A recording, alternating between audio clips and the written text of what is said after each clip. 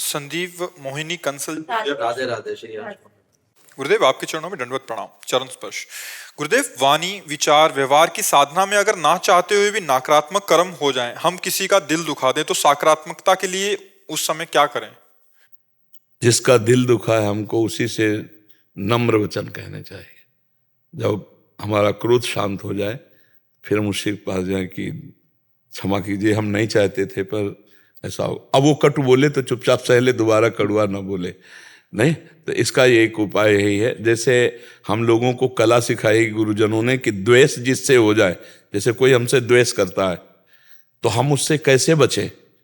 तो जैसे अपने से कोई द्वेष करे, अपने को मतलब तंग करे, है कठिन बात, ऐसे करना बहुत कठिन बात है। नहीं, जो हमसे प्यार करे उससे तो ऐसा हो जाएगा, लेकिन जो हमें गाली दे, हमारी निंदा करे, अगर बचना है तो यही उपाय है, राधे राधे। वो ऐसे कहेगा, जैसे आप कहोगे ना राधे राधे, वो कहेगा अब आया लाइन में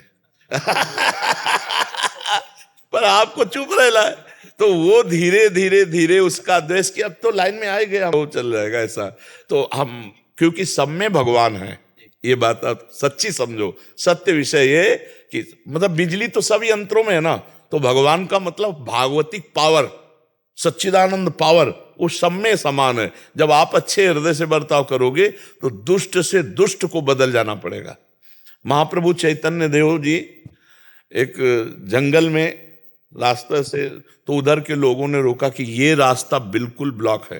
क्यों? तो बोले पहले तो सिंह आदि मिलते हैं, और दूसरे नौरा जी नाम का जो डाकू है बहुत ही खतरनाक है, और उसका राज्य है इधर। अगर आप गए तो उसका काम ये है, छीन लेता और मार डालता है, इसलिए ये रास्ता कोई जाता नहीं। अगर कोई भूल भटक के तो हम लोग उसे बता देते हैं। तो महाप्रभु तो भगवान के अवतार है, उनको कोई भय तो था नहीं, हरि बोल। तो वहां जे ही गए, एक बड़ा सुंदर पेड़, उसके नीचे बैठ करके कीर्तन शुरू किया। कीर्तन सुना जब नौरा जी के कान में, मधुर की हा कृष्ण।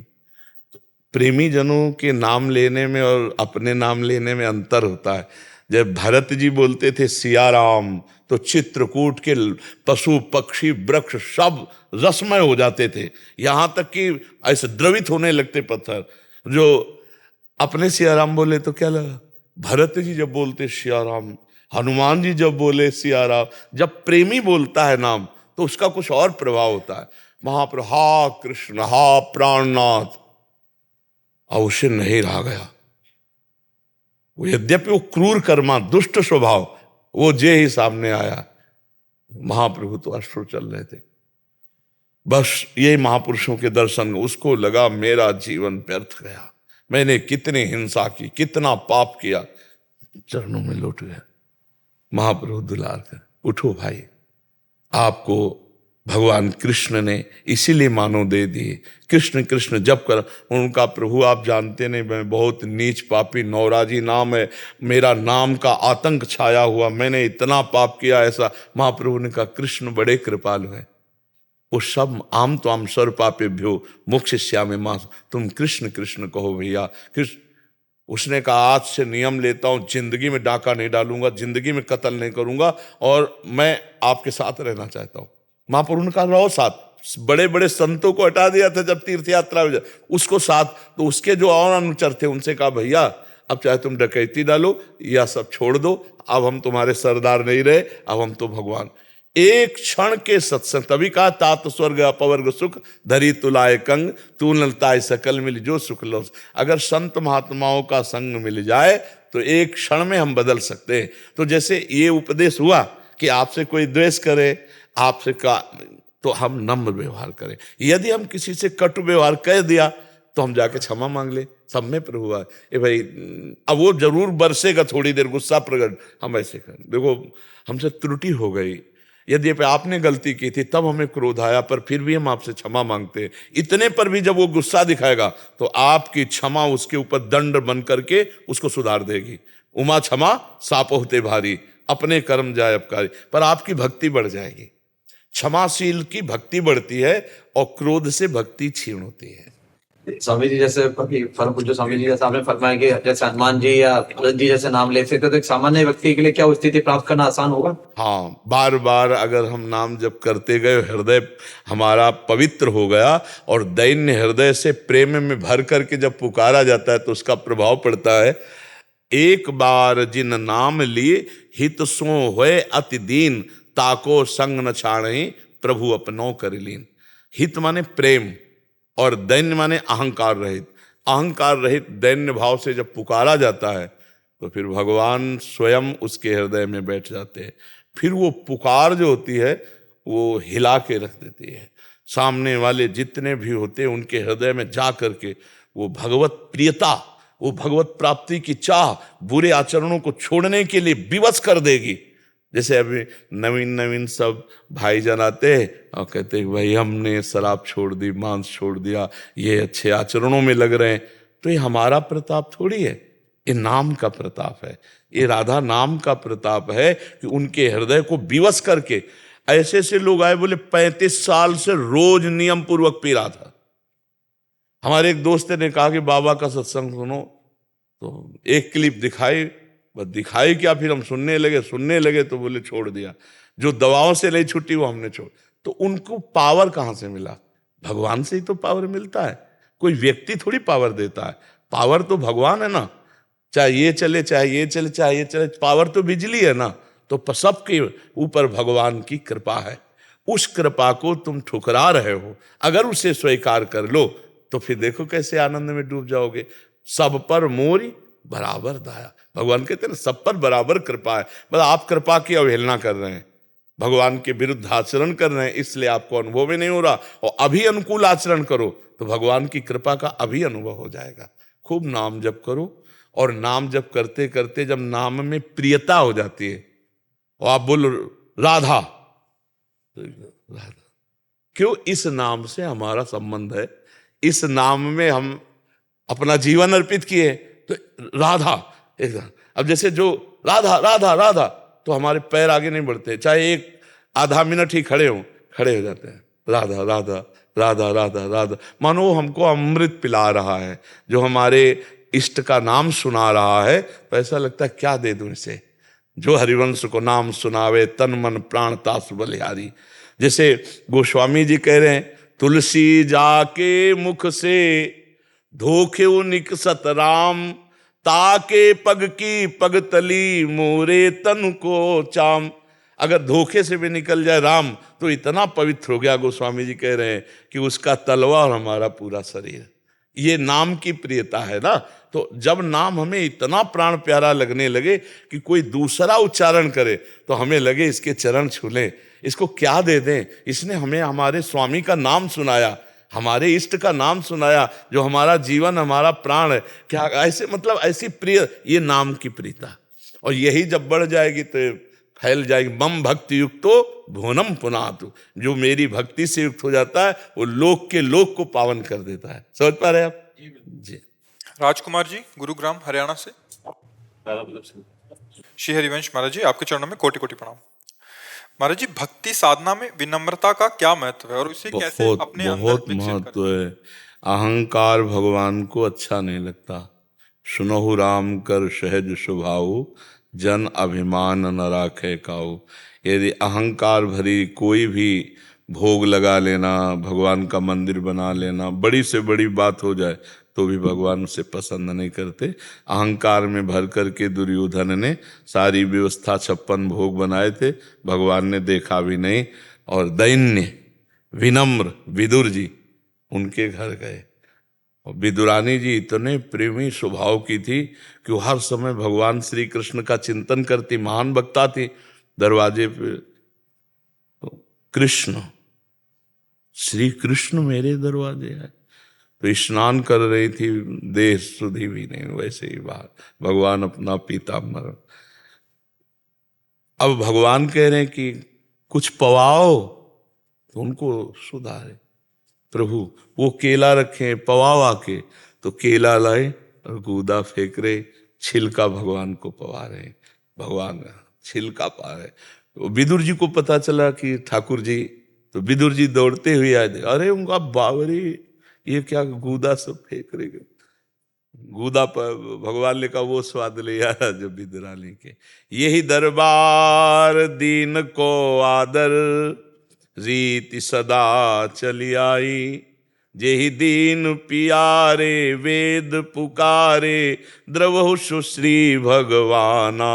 जगह जगह लिखा हुआ दैन्य, दीनता, क्योंकि अहंकारी भगवान, अहंकार का तात्पर्य है वो विनाश होगा, वो नष्ट होगा। चाहे जितने बड़े भक्त में अगर थोड़ा भी अहंकार आया। एक बार गरुण जी महाराज से देवराज इंद्र ने पूछा, जब वो अमृत कलश हरण करने गए, कि महाराज आपकी सामर्थ्य का मैं पार नहीं पा रहा हूं, कोई भी देवताओं के अस्त्र, देवताओं की शक्ति आपको परास्त नहीं कर पा रही। जब वो अमृत कलश लेने गए तो बड़ा चरित्र हम सारांश में, तो आप में कितनी सामर्थ्य है? तो उनका त्रिभुवन को अपने एक पंखे पे रख कर और भगवान को विराजमान करके सहज में आनंद से उड़ सकता हूं। त्रिभुवन, और है सामर्थ्य, ऐसा नहीं कि सामर्थ्य, वो भगवान के वाहन है, पर अंदर कुछ आ जाना। हम भगवान को बैठाल कर त्रिभुवन को रख करके आराम से उड़ सकता हूं। तो एक दिन समुद्र पार कर रहे थे, तो एक पंजा हाथ ऐसे रखा तो झप से एक छोटी चिड़िया की तरह गिर गए समुद्र में। फिर पुकारा त्राहिमाम, हे भगवान रक्षा करो। तो भगवान ने कहा, गरुण ये मेरा ही अभी कर कमल है, तुम मुझे बैठाल कर त्रिभुवन को पंखे में रख करके उड़ सकते हो, वो मेरी सामर्थ्य से, तुम्हारी सामर्थ्य नहीं। तुम्हारी सामर्थ्य तो मेरा एक कर कमल भी रखने की नहीं। त्राहिमाम प्रभु समझ आया। कई बार सुनाया नारद जी को अहंकार हो गया, हम काम भी जाई, तो हालत क्या हुई, चरित्र पूरा सुन के देख लीजिए। भक्त को भी अहंकार हो जाए तो भगवान बर्दाश्त नहीं करते, फिर और अहंकार की तो बात। तो दैन्यता अति, पर ये बनावटी नहीं होनी चाहिए। जैसे हम माइक से बोलते हैं कि हम तो अधम जीव हैं, नीच हैं, पामर हैं, हम पर भगवान की कृपा हुई तो हमें ये लाभ मिला कि हम भगवान के चरणों की भक्ति में, अब हम बोल गए।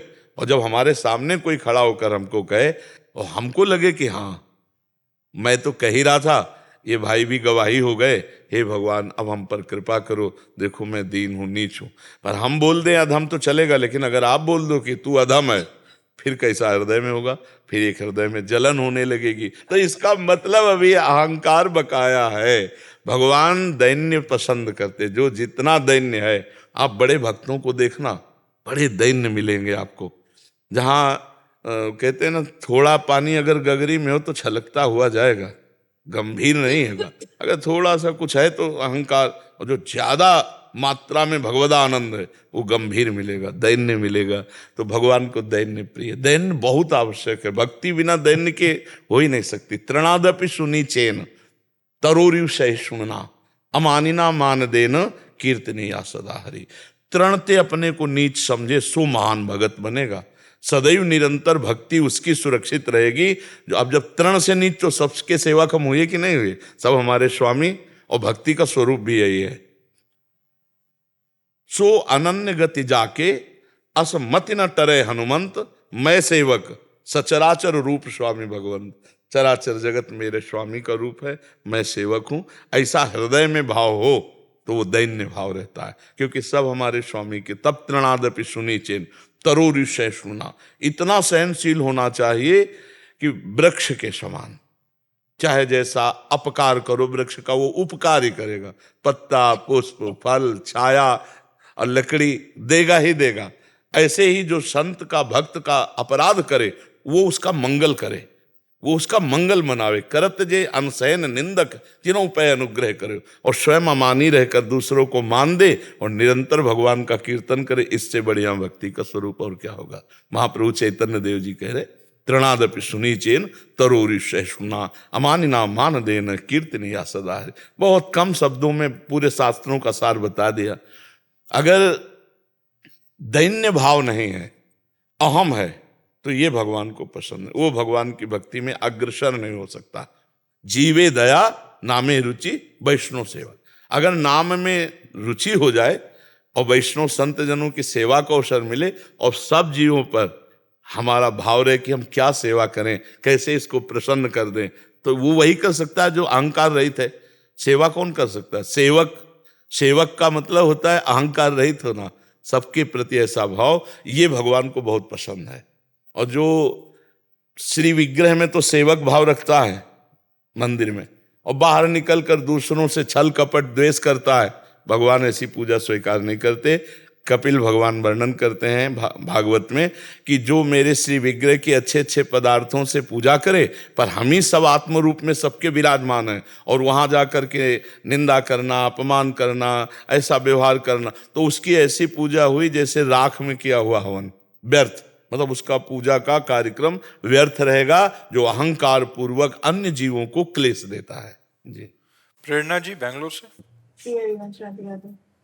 महाराज जी आपके चरणों में कोटि कोटि प्रणाम। महाराज जी, यदि कोई आपकी कृपा से मांस नहीं खाता, मदिरा का सेवन नहीं करता, व्यभिचार नहीं करता, चरित्र पावन रखता है, नाम जब जितना हो पूरा दिन वही करता है, तो भक्त को कैसे पता चले कि अब श्री जी के दर्शन दूर नहीं, जीते जी श्री जी के दर्शन शीघ्र अति शीघ्र पाने? जब हम भोजन पाते हैं, हमारा पेट भरने लगता है, तो हम किसी मशीन से पूछते हैं या व्यक्ति से पूछते हैं कि भाई वो मशीन घंटी वाला अलार्म बज जाएगा, या भाई कोई, अपने को महसूस होता है? नहीं महसूस होता। मैं अब आधा पेट हुआ हूं, मैं अब पूरा पेट हूं। मीरा जी कहती जाने मोरी छाती। आपका हृदय उत्तर दे देगा कि हमारा काम हो गया, आपका हृदय। और हम पहचान बताए देते हैं भगवान के वचनों से, निर्माण अमोहा जित संग दोषा अध्यात्म नित्या विनिवृत्त कामा द्वंद्वैर विमुक्ता सुख दुख संगई। जब ये स्थिति आने लगे तो समझ लो परम पद में हम आरूढ़ होने जा रहे हैं, भगवत साक्षात्कार। मान रहित हो जाना, निर्माण मान रहित। मान अच्छा न, कोई प्रणाम नमस्कार कर रहा है, हम उसको भाव से प्रणाम करें, अपने को ना माने श्रेष्ठ कि हम श्रेष्ठ हैं, हमें प्रणाम कर रहा है, ये वृत्ति आ जाएगी, अमानी वृत्ति आ जाएगी। सब ही मान प्रद आप अमानी, आप अमानी रहकर सबको मान देगा, जैसे अमानी ना मान दे। तो भगवान ने सबसे पहले रखा है निर्माण, मान रहित होना, अमोहा, किसी से मोह नहीं रह जाएगा, प्रेम सबसे होगा भगवत भाव से, लेकिन मोह कहीं नहीं रहेगा, मोह का नाश हो जाएगा। मोह गए बिनु राम पद होई न दृढ़ अनुराग, मोह मूल बहु शूल प्रत्यागो उत्तम अभिमान। मोह बहुत खतरनाक है, तो भगवान के भजन से मोह का नाश हो, अमोहा। और जित संग दोषा, कोई भी भोग नजदीक हो, भोगने की इच्छा नहीं रहेगी। जब भगवत दर्शन की वृत्ति नजदीक आएगी तो मान रहित हो जाओगे, मोह रहित हो जाओगे। और जित संग दोषा, व्यक्ति वस्तु स्थान उसका कोई भी प्रभाव हमारे ऊपर नहीं पड़ेगा। जैसे हमारे को एकांत में भोग विविध प्रकार के मिले इंद्रियों के, तो मन चलायमान हो जाए, उसका चलायमान नहीं होगा। जैसे भुने हुए चने पर कभी अंकुरण नहीं होता, ऐसा होता है भगवत साक्षात्कार किया हुआ महापुरुष या भगवत साक्षात्कार जिसका होने वाला है।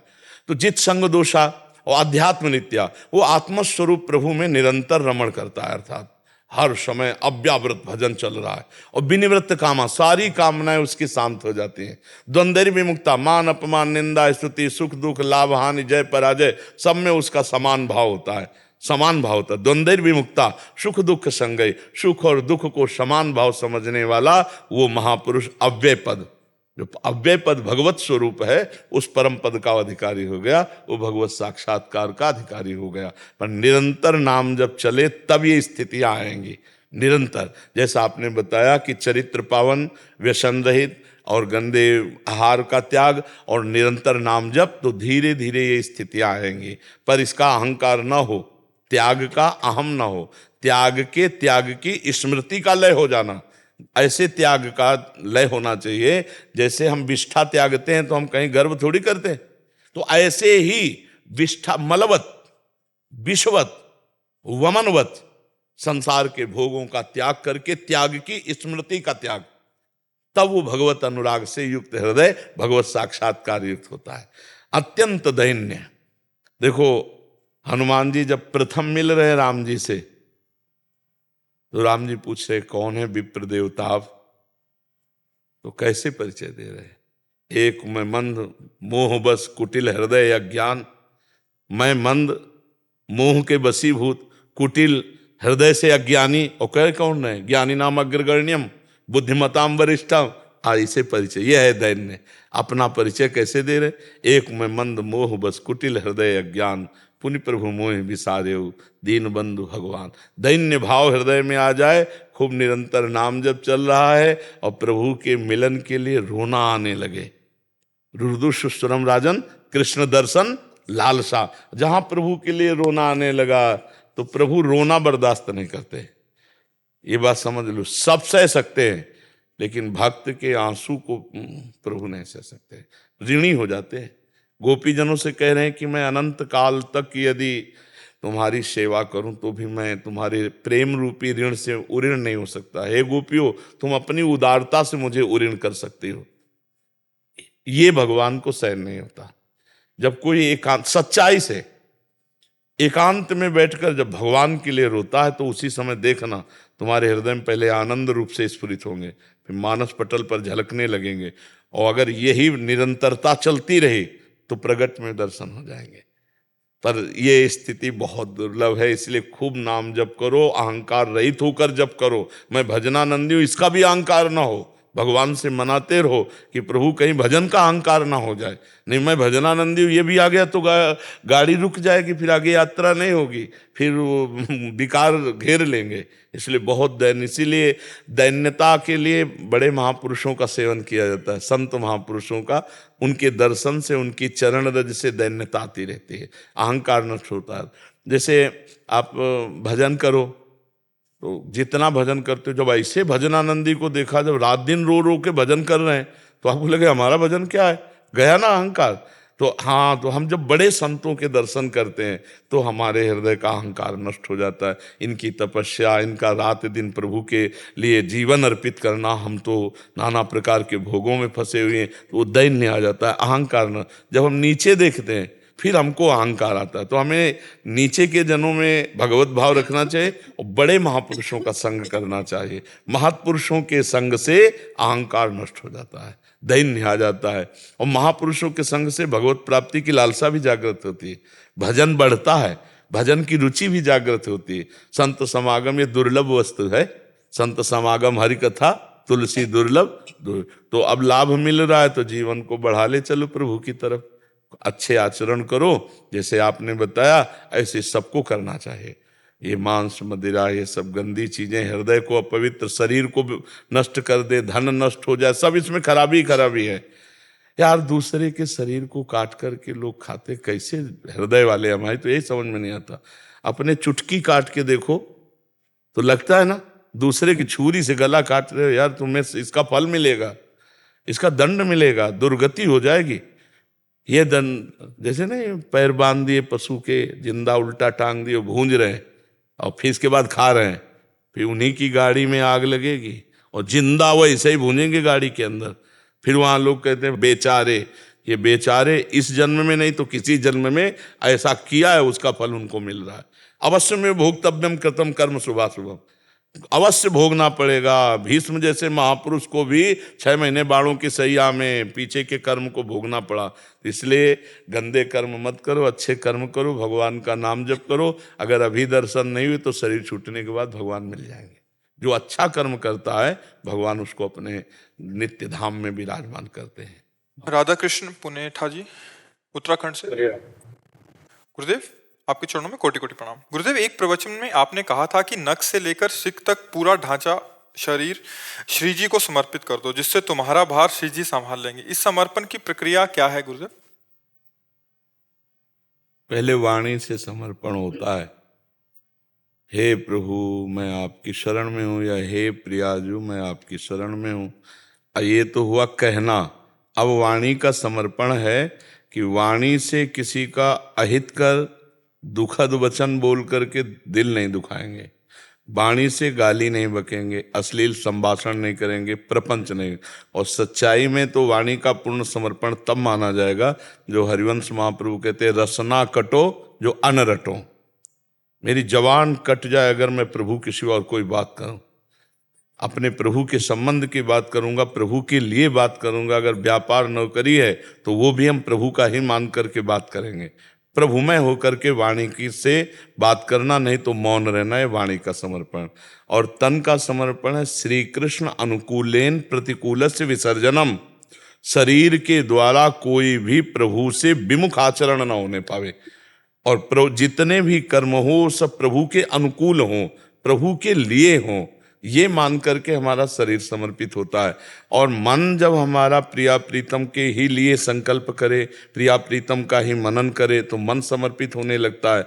और फिर जब ये तीनों समर्पित होते हैं तो इन तीनों में हमारा राग है, शरीर में, मन में, वाणी आदि में, तो फिर हम भी समर्पित हो जाते हैं। जो मैं समर्पित हुआ तब समर्पण माना जाता है, पूर्ण समर्पण तब माना जाता है। अब जैसे शरीर का समर्पण केवल हम देखें तो हमारा बिना प्रियाजू को भोग लगाए कुछ जबान में नहीं जाना चाहिए। अब जो भोग नहीं लगता वो हम पाएंगे ही नहीं। निषिद्ध पदार्थ कभी जीवन में, क्योंकि प्रभु को भोग नहीं लगता। अच्छा, जहां प्रभु का मान लो श्री विग्रह नहीं विराजमान, तो हम भाव से प्रभु को लगाते हैं। मान लो कहीं आप नौकरी पेशा में हैं, जा रहे हैं, कुछ खाना है, तो राधा वल्लभ लाल की जय, प्रिया प्रीतम की जय, भाव से अर्पित किया, पा लिया। प्रभु यहाँ भी तो है, उनका नाम लेके पा लिया, तो प्रभु का स्मरण करके अब ये शरीर प्रभु को समर्पित है, बिका हुआ है। ऐसे भाव से जब हम चेष्टाएं करते हैं तो तनुवांग मनोभिर अमलई सोहम त्वयि वास्तिता, तो शरीर की चेष्टा है। अब जैसे गंदी दृष्टि रखना, गंदी चीजें एकांत में देखना मोबाइल से, गंदी क्रियाओं की भावना बनाना, गंदी क्रियाएं करना, अब कलंक है शरणागति में। अब ये फिर उसे पाखंड कहते हैं, फिर दंभ कहते हैं। अब नाटक हो रहा है कि आप कहते हो हम प्रभु के शरणागत हैं और प्रभु के विपरीत देखते हो, सुनते हो, चेष्टाएं करते हो। एक होता है विवश होकर हो जाना गलती, कि हम बहुत कोशिश की पर गलती हो गई, तो प्रभु राहत न प्रभु चित्त चूक किए की, करत सुरत सैवार ही की, प्रभु उस चूक को फिर माफ कर देते हैं। लेकिन जानबूझकर अपराध करना और हम प्रभु के शरणागत कहलाएं तो फिर उसमें, तो ये बात हमें ध्यान रखनी कि हमें जानबूझकर अपराध नहीं। और हमसे जो गलती हो, जैसे हमें लगा कि हमसे गलती हो गई, तो तुरंत हम उसी समय जहां हैं एक सेकंड के लिए एकाग्र हो प्रभु से, प्रभु देख लो, हम आपसे प्रार्थना कर रहे थे, संभल नहीं पाए, प्रभु देख लो गिर गए, हे नाथ मुझे बचाओ, हे नाथ मुझे क्षमा करो। प्रभु फिर आपको बल देंगे, फिर आगे बढ़ाएंगे। और वास्तविक शरणागति जब उतरेगी तो फिर भूल ही न दें कुमारग पाऊं, फिर भूल कर भी भगवान के विमुख आचरण नहीं होगा। अभी तो अहम बकाया, इसलिए गलतियां हो सकती हैं। जब पूर्ण समर्पण हो जाता है तो फिर गलत नहीं होता। भूल ही न दें कुमारक पाऊं। समझ पा रहे हो आप जी? शोभित अग्रवाल जी, गुरुग्राम से। राधे राधे। गुरुदेव, आपके चरणों में कोटि कोटि प्रणाम। गुरुदेव, जैसे आपने बताया था कि जब इस शरीर का निर्माण हुआ तब ये हमारे शुभ एवं अशुभ कर्मों से मिलकर हुआ, जो दोनों ही जीव को इस संसार चक्र में बांधने वाला है। किंतु अगर अब इस शरीर से कुछ पुण्य कार्य जैसे दान आदि, और इसका उद्देश्य कुछ लौकिक ना होकर भगवत प्रेम का हो, तो क्या ये भी बांधने वाला होगा? नहीं, ये मुक्त करने वाला बन जाएगा। यही बात है। जैसे हम एक आदमी को पानी पिला रहे हैं व्यक्ति मानकर, और उसका हम पुण्य चाह रहे हैं, तो वो पानी पिलाना पुण्य हो गया। और एक बात ये मान रहे कि मेरे भगवान इस रूप में प्यासे आए हैं, भगवान ने मुझे पानी दिया है और पिलाने का सौभाग्य दिया, और पीने वाले बनकर भगवान आए हैं और पिला दिया। अब ये भगवत प्राप्ति कराएगा। कार्य वही है, भावना बदल गई तो एक क्रिया भगवत प्राप्ति कराएगी और वही क्रिया पुण्य बन जाएगी। तो हम पुण्य को भगवत प्राप्ति में बदले नहीं, जो भी कार्य करें भगवान के निमित्त करें। किसी को भी कुछ सेवा करें तो सामने पहले भगवान देखें, क्योंकि भगवान तो है ही ना। बिना भगवान के चेतना ही नहीं है। जैसे बिना बिजली के पंखा नहीं चल सकता, ऐसे भगवान के बिना कोई शरीर थोड़ी चल सकता है। उसमें पावर भगवान ही तो है ना। तो सब में भगवान को देखकर किया हुआ जो सुकृत है वो भगवत प्राप्ति कराता है, और जो अपना वस्तु किसी दूसरे को दे रहे हैं वो पुण्य कहलाता है। और जब हम भगवान के द्वारा दी हुई वस्तु श्री भगवान को अर्पित, त्वदीयम वस्तु गोविंदम तुभ्यमेव समर्पये, तो भगवत प्राप्ति वाली बात बन जाती। समझ पा रहे हैं आप? सब लोग प्रसन्न रहो। प्रसन्न रहना सबसे बड़ी साधना है। और प्रसन्न तभी रह सकते हो जब भगवान का भरोसा है। और भगवान का भरोसा तभी दृढ़ हो सकता है जब नाम जप चलेगा। राधा राधा राधा राधा राधा। देखो, हृदय में विश्वास करके आप देखो, संसार का कोई ऐसा सुख नहीं जो आपको प्रसन्न कर सके। आप देख लो, कोई सुख ऐसा नहीं है जो आपको प्रसन्न कर सके। खूब धन हो जाए आपके पास, सब कुछ हो जाए, फिर भी आप प्रसन्न नहीं रह सकते। प्रसन्न तो तभी रह सकते हैं जब भगवान का स्मरण होगा। तो देखो, हर समय आप गोली थोड़ी चलाते रहते हो। खाली समय में भजन करो, और जब आप अपने तैनात हो उस समय नाम जप करते हुए तैनात रहिए, तो आपका हृदय भी प्रसन्न रहेगा और आपकी राष्ट्र भक्ति भी बढ़ेगी। जैसे जैसे हृदय में प्रसन्नता आएगी ना, प्रसन्न आदमी सब कुछ कर सकता है। और जो खिन्न है और जो अंदर से जल रहा है, तो देखो गलत काम हो जाता है अंदर से। तो ये जो अंदर की जलन है वो इतनी बढ़ जाती है कि फिर हम कानून विरुद्ध और धर्म विरुद्ध आचरणों में बुद्धि खो देते हैं। इसलिए नाम जप करो और प्रसन्न रहो, और हर समय भगवान से प्रार्थना करते रहो कि इस जीवन का जो लक्ष्य है, दूसरों के हित में अपने जीवन को समर्पित किया है, तो प्रभु कहीं चूक ना हो, वही संभालते रहेंगे। और आप राष्ट्र सेवा में हो तो आप भगवत सुमिरन कर रहे, तो आपके परिवार को भगवान संभालेंगे। प्रणत कुटुंब पाल रघुराई, पक्का समझो, आपकी पत्नी, आपके पुत्र, आपके परिवार को भगवान, आप पूरे देश को सुरक्षा दे रहे हैं ना, तो आपके परिवार की सुरक्षा भगवान। आप नाम जप करो और खूब प्रसन्न रहो, और कोशिश करो कि नशा आदि ना कर पाए, कि जहां तक हो सके तहां तक आप इन बातों से बचो और भगवान का स्मरण करो। अरविंद शर्मा जी, राधे राधे महाराज जी, आपके चरणों में कोटि कोटि प्रणाम। श्री महाराज जी, क्या जरूरत से ज्यादा अच्छा होना भी गलत है? क्या मैंने अपने जीवन में किसी के साथ गलत नहीं किया, लेकिन नहीं, आप जरूरत से ज्यादा भी अच्छे हो ही नहीं, क्योंकि आपको बुरा लगता है ना। आपको बुरा लगता है ना, तो आप अच्छे हो ही नहीं। अच्छाई तो तब जब बुरा लगना बंद हो जाए। समझ रहे ला? अभी आपको बुरा दिखता है ना, बुरा लगता है ना, तो अभी सच्चे अच्छे नहीं हुए है? हाँ, वही बात। देखो, हम ये नहीं कह रहे कि आप अच्छे नहीं हो, हम आपको और अच्छे बनाने के लिए बात कह रहे हैं कि अभी वो अच्छाई नहीं आई जिस अच्छाई आने के बाद बुराई प्रवेश नहीं करती। अभी बुरा दिखता है, अभी बुराई आपके अंदर प्रवेश करके दुख दे रही है, तो अभी सच्चे अच्छे नहीं बने हो। अच्छे तब बनोगे जब द्वंद्व विमुक्ता, कोई भी द्वंद्व, मान अपमान, सुख दुख, लाभ हानि, निंदा स्तुति, ये आपको स्पर्श न कर पावे, तब आप अच्छे बनोगे। अच्छे तब बनोगे जब सब में सिय राम मैं सब जग जानी, और करो प्रणाम जोर जुग पानी। सबको प्रणाम करोगे तब अच्छे बनोगे, और ये स्थिति आएगी भगवान के नाम जप से। नाम जप करो, सत्संग सुनो, भगवान की लीलाओं का गायन करो, तो अपने आप देखोगे धीरे धीरे धीरे आप सच्चे अच्छे बन जाओगे। अच्छाई का मतलब अहम नहीं है, और अहम की पहचान दूसरों में अवगुण देखना, अपने में गुण देखना। दूसरों में बुरा भाव देखना, अपने में अच्छा भाव देखना, ये अहंकार का लक्षण है। और सबसे ज्यादा बुराई अहंकार में ही होती है। अहंकारी का पतन होता है। अहंकार रहित हो जाना ही सच्ची अच्छाई है। तो अच्छाई की तरफ हमारे कदम बढ़ रहे हैं, पर हम अभी अच्छे नहीं हुए। ये स्वीकार करोगे ना बात, तो आप आगे बढ़ जाओगे, आप सच्चे अच्छे बन जाओगे। जब आपकी अखंड प्रसन्नता में कोई बाधा न पहुंचा पावे, तब आप सच्चे अच्छे बन गए। तो वो होता है ब्रह्मभूता। ब्रह्मभूता प्रसन्नात्मा, न सोचते न कांक्षते, न कोई सोच है न कोई चाह है। इतना आनंद है भगवान के चरणों में भाई, एक बार चित्त जुड़े तो। अभी तो बहुत नीचे, अभी तो ऐसा लगता है जैसे आप वचन बोले ना कि कितना अच्छा, कब तक अच्छा। लोग दिखाई दे रहे हैं ना, बुराई दिखाई दे रहे ना, अभी बहुत नीचा स्तर है। नहीं, जैसे अध्यात्म की दृष्टि से ना देखे तो आपकी बड़ाई हो जाएगी। सठे साठ्यम समाचरित, ये भी उत्तर है एक, लेकिन अध्यात्म का उत्तर नहीं है, ये प्रपंच का उत्तर है। अध्यात्म का उत्तर है कि तुम इतने मजबूत बनो कि कोई भी बुराई तुम्हारे हृदय में प्रवेश न करे, कोई भी तुम्हें बुरा न दिखाई दे, और तुम सब में भगवान को देखकर इस माया पर विजय प्राप्त कर लो। माया पर विजय प्राप्त करने की बात है, भगवान की प्राप्ति की बात है। केवल व्यवहार की बात में तो जब आएगी ना बात, तो हम भी कह सकते हैं। अब हम उतर के बोल रहे हैं। पहले प्रश्न के पहले उत्तर को अध्यात्म से, शुद्ध अध्यात्म से, जिसे परमार्थ कहते हैं, अब व्यवहार मिश्रित उत्तर दे रहे हैं कि यदि हम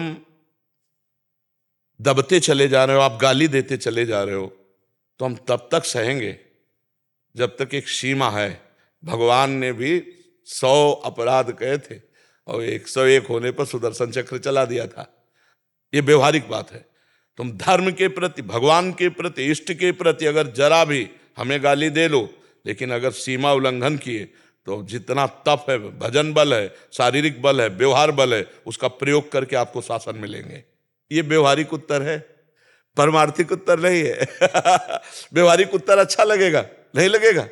ये व्यवहारिक उत्तर अच्छा लगेगा, लेकिन परमार्थिक उत्तर जो है वो ये है कि कोई भी बुरा हमको दिखे ना, और कोई भी बुराई हमको परास्त न कर पावे, कोई भी दुख हमारी प्रसन्नता को न छुपाए, क्योंकि सर्वम खलमिदम ब्रह्म, सब जगह वही विराजमान है। कौन बुरा है? सच्चा ज्ञान, सच्ची अच्छाई तो यही है ना कि बुरे में भी मुझे भगवान दिखाई दें और हम उसको सह जाएं। लेकिन ये परमार्थ व्यवहार में, व्यवहार का दूसरा स्वरूप होता है।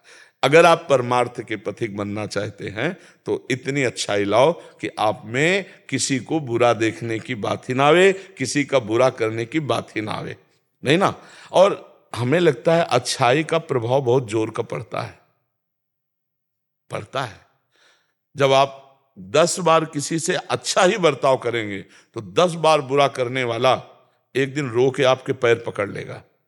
एक नाथ जी महाराज महाराष्ट्र के गंगा स्नान, वहां गोदावरी है, तो गोदावरी गंगा स्नान करने गए तो ऊपर अन्य धर्मावलंबी का मकान था। तो उसने देखा कि बाबा जी, तो थूक दिया ऊपर, ऐसे बालकनी से ऐसे थूक दिया। फिर गंगा स्नान करने गए, देखा कि थूक आ गया, तो फिर फिर थूक दिया। 100 बार थूका, 100 बार गंगा स्नान करने। आखिरी में उतरा, चरणों में लौट गया। उसने कहा क्षमा करो, मुझसे बहुत बड़ी गलती हुई, आप जैसे निर्मल हृदय वाले को मैंने 100 बार थूका। तो उनका भैया आपका कोई अपराध नहीं बना। देखो संत हृदय, जब अच्छा हो गया तो बुराई नहीं दिखाई। बोले वैसे तो मैं 100 बार स्नान 100 दिन में करता, आपकी कृपा से एक दिन में 100 बार स्नान हुआ, ये आपकी कृपा। वो पानी पानी हो गया, दोबारा कभी उसने उनके। तो हमें लगता है हम अगर सच्चे से अच्छाई धारण करें तो सामने वाला परिवर्तित हो जाएगा और हमको बुराई नहीं दिखाई दी। एक नाथ जी ने उसमें बुरा नहीं देखा। वो कहा कि भैया जो हम 100 दिन में गंगा स्नान का लाभ लेते, वो एक दिन में आपने दे दिया, ये तो आपकी कृपा हुई ना। तो ऐसे देखा जाता है परमा। जैसे हमें कोई गाली दे रहा है तो हमें सोचना है कि कोई पूर्व का प्रारब्ध है जो भगवान कटु वचन सुना करके क्षमा करवा रहे हैं, अब वो मार्जन करवा रहे हैं। बड़ी कृपा है कि वाणी से बोल करके हमारे हृदय को जलाकर ठीक कर रहे हैं, नहीं तो शारीरिक दंड देते।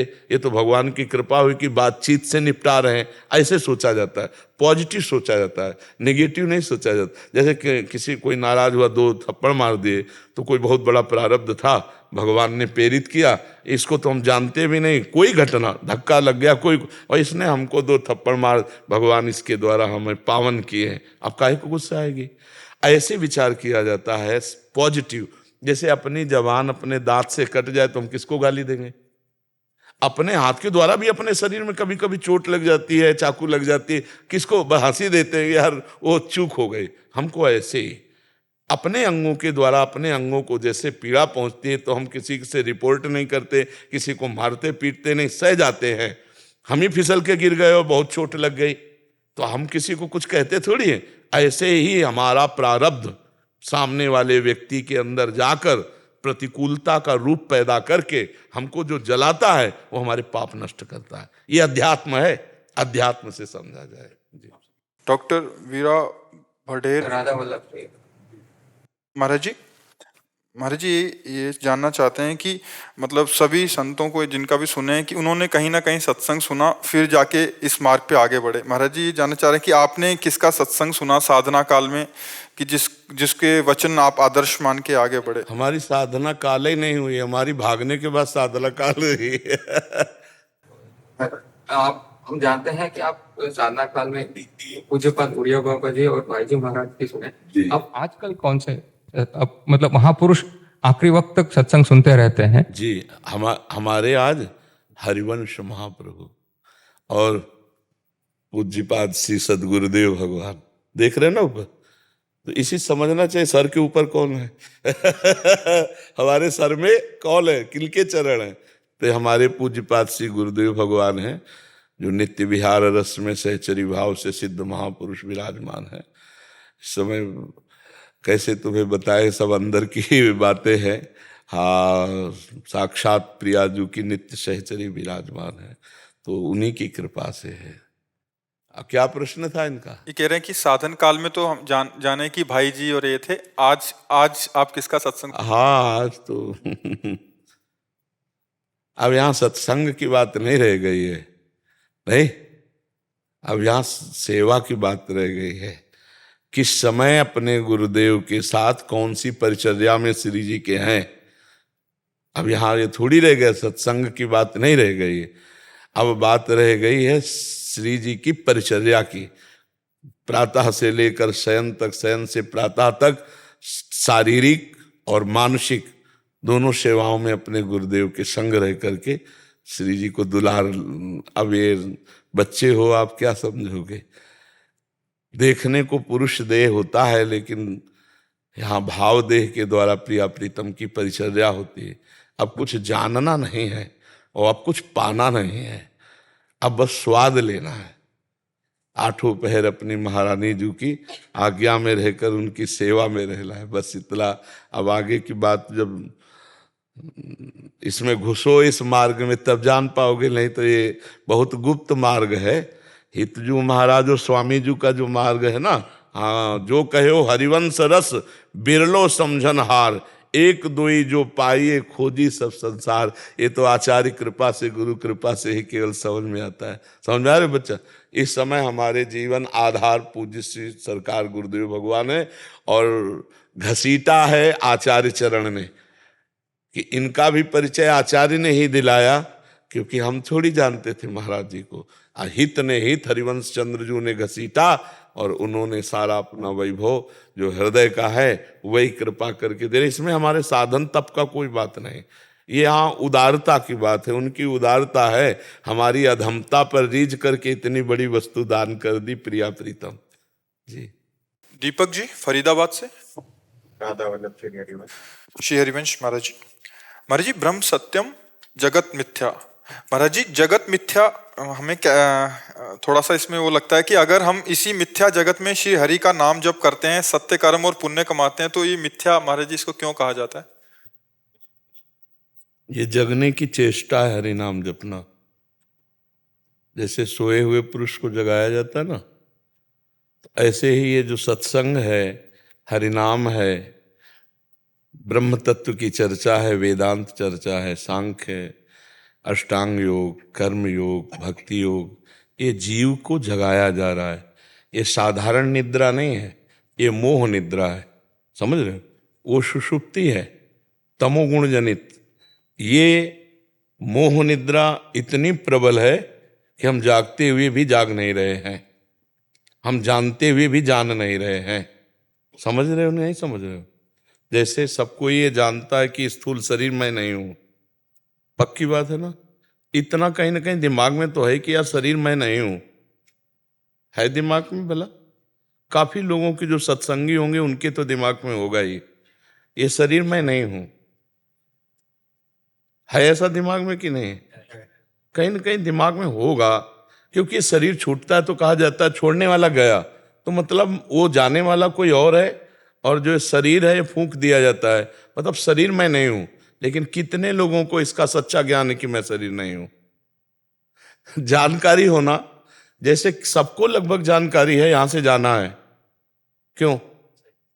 सबको है ना, लेकिन कितने को जानकारी यहां से जाना है?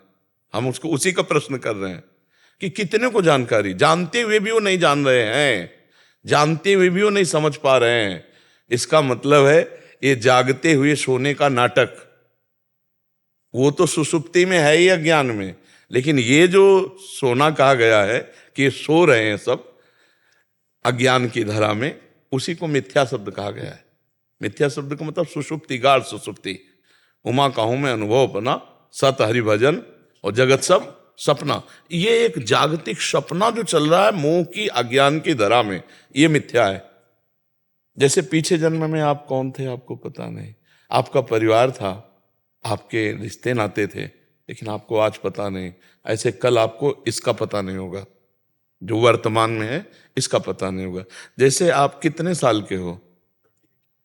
28 वर्ष के पहले आप 9 महीने माँ के गर्भ में रहे, आपको जानकारी है 1 सेकंड की भी? तो हमारी स्मृति बहुत मंद है। इसी जन्म में 9 महीने माँ के गर्भ में रहे, 1 सेकंड का अनुभव ही नहीं है, नहीं है ना? तो तब से लेकर के माँ के गर्भ से और अब तक हमारी कितनी स्मृति मंद हो गई है। अगर हमारी संपूर्ण स्मृति जागृत हो जाए तो गर्भ में हमने भगवान से एक वादा किया था। कपिल भगवान जीव की स्थिति का वर्णन करते हैं जब, तो भागवत में वो जीव को ज्ञान होता है अनंत जन्मों का। माँ के गर्भ में उसे बड़ी पीड़ा महसूस होती है, आसपास झिल्ली के अंदर बंधा हुआ और लिबलिबाहट वाले सब गंदे पदार्थों के बीच में भरा हुआ, और उसके श्वास प्रश्वास की गति रुकती है और नाल से उसका आहार विहार शरीर में जाता है, उसी से उसका पोषण होता है। उस समय कुछ खाना पीना तो होता नहीं, तो भारी कष्ट होता है। तो उसी समय भगवान उसे स्मृति जागृत करते हैं, तो उसे ध्यान आता है अनंत जन्मों से इस माया में मैं भ्रमित। तो भगवान से कहता है कि एक बार मुझे इस माता के गर्भ रूपी नर्क से बाहर कर दो, मैं जाकर ऐसा भजन करूंगा कि अब की बार अगला जन्म नहीं होगा, मैं आपको प्राप्त हो जाऊंगा।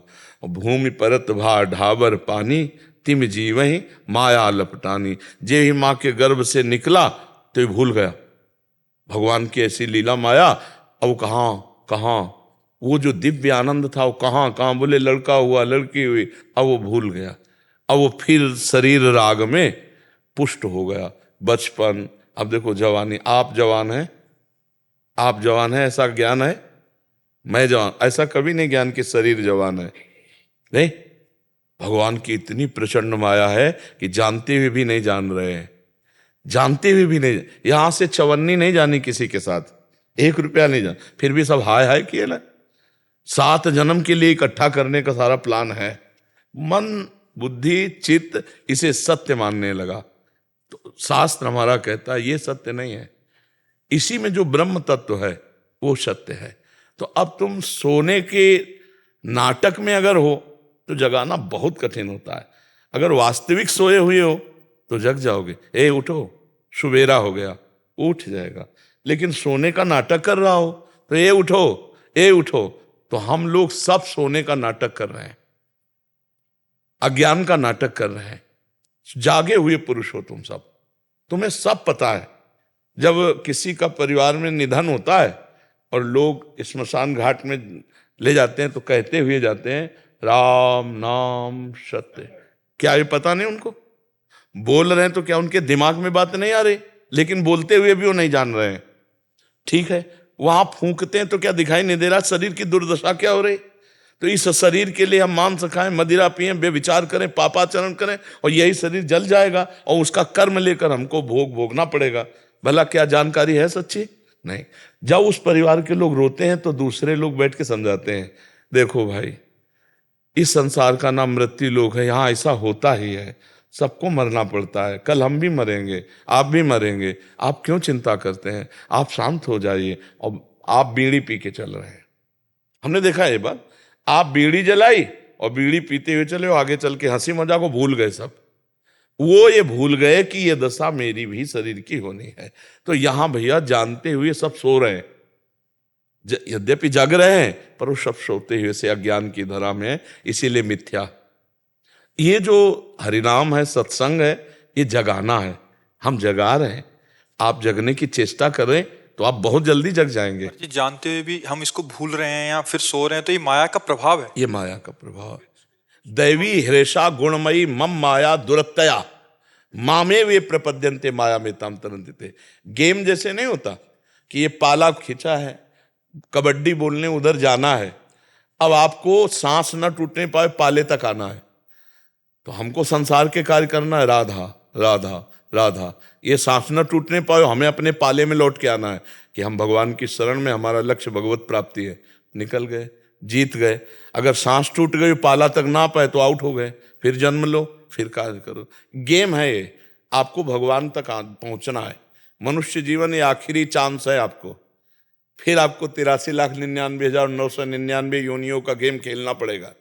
ये मानव देह मिली है, ये साधन धाम मोक्ष कर द्वारा। अगर इस गेम में निकले तो निकले, नहीं फिर तुम्हारी कुछ नहीं चलने वाली, कुछ नहीं। गेम है, छूट है अभी आपको, और जिस समय आपका समय समाप्त हुआ, शिकंजे पे फंसे, फिर नहीं चलते, नहीं। हाँ, फिर जब वो कर्म का जाल फंसता है तो फंसता ही चला जाता है, बहुत दुर्गति होती है। यही देख लो यार, बढ़िया कार में बैठे हैं, पीछे से आया, बिल्कुल समेटता चला गया आगे वाले ट्रक, और पीछे का ट्रक बीच में चटनी बन गए, उनकी लाश भी सही नहीं मिली। क्या हुआ? ये कोई नवीन थोड़ी कर्म बना, यहाँ पूर्व का प्रारब्ध पाप कर्म, जो बड़ी बड़ी हम लोग हिंसाएं करते हैं, जैसे भ्रूण हत्या, गर्भ हत्या, कई प्रकार की हत्याएं, और गुप्त रूप से उनका अपराध हुआ और पाप का दंड नहीं मिला, न कानून से मिला न भगवान से, तो ऐसे चटनी बन गए, देर नहीं लगी, पिस गए। तुम जानते नहीं हो, अगर उसके कर्म जान जाओ तो कहो यही होना चाहिए था। जैसे अभी कोई गंदा काम करता है तो अभी थोड़ी उसका फल मिल जाता है, पर समय आएगा तो उससे भी बड़ा कष्ट उसे मिलेगा। तो इसलिए अभी हम लोग सोते हुए नाटक कर रहे हैं कि हम कुछ नहीं जानते, वस्तुतः सब जानते हो। इस जानकारी को अगर प्रयोग करना चाहते हो तो नाम जप करो। नाम जप कर लिए, जान गए तो कुछ मिथ्या नहीं है, सब ब्रह्म है। और भी सूत्र है ना, सर्वम खलमिदम ब्रह्म, जैसे ब्रह्म सत्यम जगन मिथ्या, ये एक समझाने के लिए सूत्र है, और समझ आने पर क्या आता है? सर्वम खलमिदम ब्रह्म ने नानास्ति किंचन, किंचन मात्र भी ब्रह्म के सिवा कुछ नहीं है। ये जगा हुआ पुरुष है। जगो, जागो, सोने का टाइम नहीं है। प्रभु के चरणारविंद का आश्रय लेकर नाम जप करते हुए भागो अंदर से प्रभु के चरणों की तरफ। काल बिल्कुल पीछे खड़ा हुआ है, समय आने पर बिल्कुल ऐसा चपेट में ले लेगा, चला गया, पता ही नहीं चला। इसलिए बिल्कुल, आपको समझ में आ रही है हमारी बात? राधा राधा राधा राधा राधा राधा राधा राधा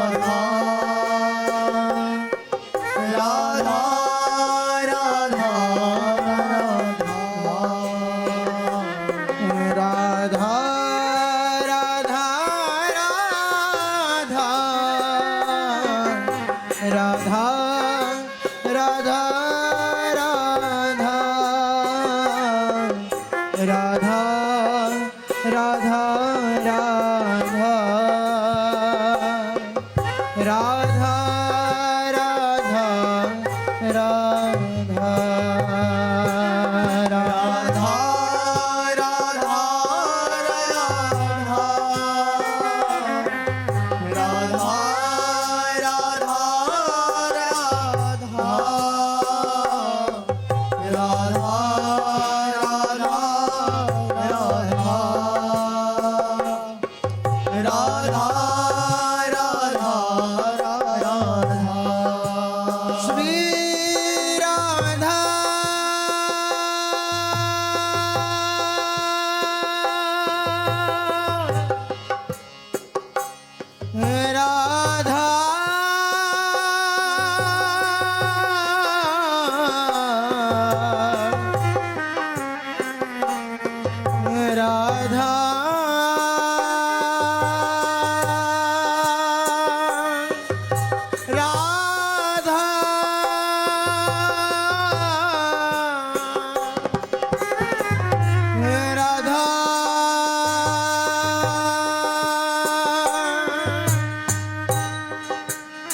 श्री राम